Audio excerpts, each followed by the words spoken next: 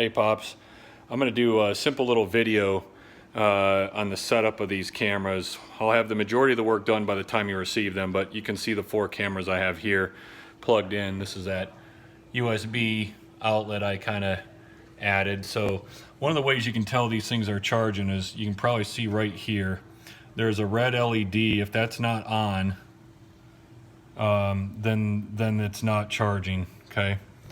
It'll be marked in plastic, it'll say busy. But every one of these, and it's important to point that out because what I've found, and I'm going to turn over, each one of these cameras, by the way, is labeled appropriately, right? Not real complicated. Camera 1, 2, 3, and 4. So I'll just go ahead and put those back down. I do have 32 gig memory card in these, and they are SDHC. That's all you really care about, SDHC. SD or SDHC, high capacity, I think is what that means. Up to 32 gig will work in these cameras. So I'm going to send with these, I've got 4 cards. And I'm going to pack in with here 4 cards, 1 for each camera. Now these are spares, okay? So in each one of these cameras, I'm going to go ahead and open this one. What you do is on the left side of the camera, if you're facing it, on this side you have the camera label, and I was consistent with every camera on that. On the right side, this is how you open it. This latch here, it's kind of like a flap. You just flip it up, and then that exposes the insides of the camera here. Now, what's really important is when you charge, you should never have to take these in and plug them up like this again. Hopefully, between battery and solar, we're good to go.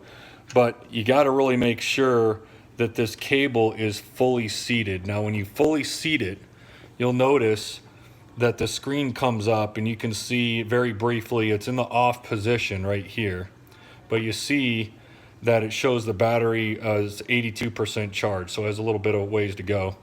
Down is off, up is on, and you can very easily maneuver through the screens with these buttons.